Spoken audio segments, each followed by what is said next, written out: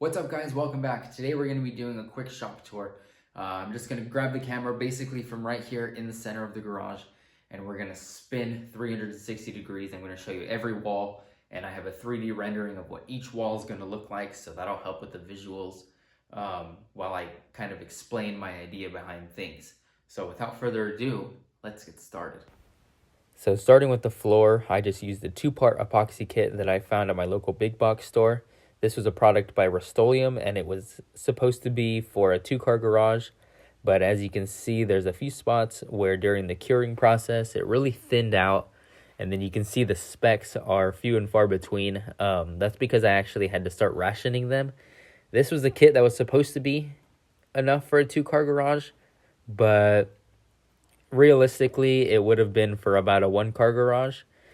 At the end of the day, it's doing the job it was intended for. If I have any spills like, say, oil or mineral spirits or glue, I can just wipe it up really easily with a rag and nothing seeping in or getting stuck in the concrete.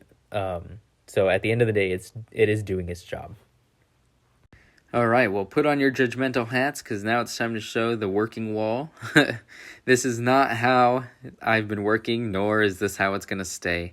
I had to get ready for neighborhood cleanup, so I had to get some storage boxes emptied and thrown outside. But you'll see we have the skeleton of our miter station. We've got our miter saw already set up, and a little shop vac underneath so we can do some dust collection. We'll have over here off to the right-hand side some real estate on the wall for a much larger dust collection system, and then we'll have some cabinetry built for up above that we're going to be doing ourselves. I think between those and the drawers that are built into the miter station, those bottom cabinets, we'll have plenty of storage to keep the tabletop looking nice and clean. It definitely won't look like what you just saw. All right, so moving on to the back wall of the garage. This is going to be something that's kind of specific to me. I don't really expect that many of you guys will be building this wall with me.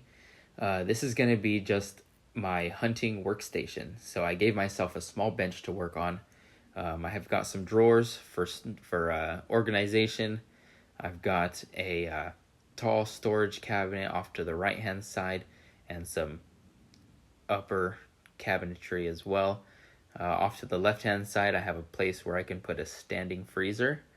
And then that actually gives me about 3 feet off to the right-hand side that I'm not using. Now that doorway right there, the door opens out and it leads into the backyard. So I'm thinking that in that 3 feet, I'll end up using outdoor storage, just kind of mostly for maintenance kind of stuff.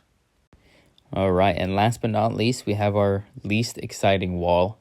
This literally from one side to the other is just going to be tall storage cabinets. So unfortunately where I live, the houses here don't have attics and we don't really have basements. We're pretty much forced to keep all of our storage in our garage, which doesn't leave people like me a whole lot of options. So I had to dedicate this wall specifically to storing things long-term, so that way we're not using all of our closets inside for storage, with the exception of off to the far right of this wall where that door is that leads into the house. I have a small countertop that I can dump mail when I get it, throw packages up there if I don't want to go inside. I can just toss my keys up there.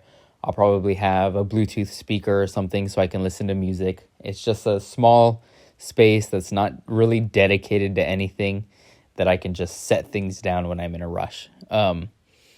With cabinets above for things like bleach or cleaners and chemicals that we don't want in the house. And then underneath for, I don't know, trash bags for the garage as well as for inside the house.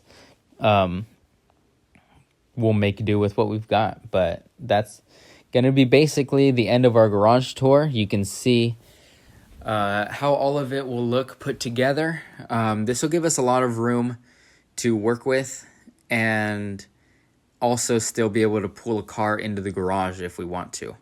I am going to build an assembly table that also works as an outfeed table, that also has my jointer built into the back end of it. And that should actually kind of fit pushed up against the back wall where my hunting station is, and still be able to fit the car in, probably. But we don't actually anticipate parking the car in here long term. I would probably only bring in a little bit of it so that way I can change the oil or work on whatever needs to be fixed. But yeah, that's going to be it. All right, guys. Well, I hope you liked the shop tour and the ideas that I have for this place. We have a couple other things that we're going to do. Like we're going to add probably climate control in the garage.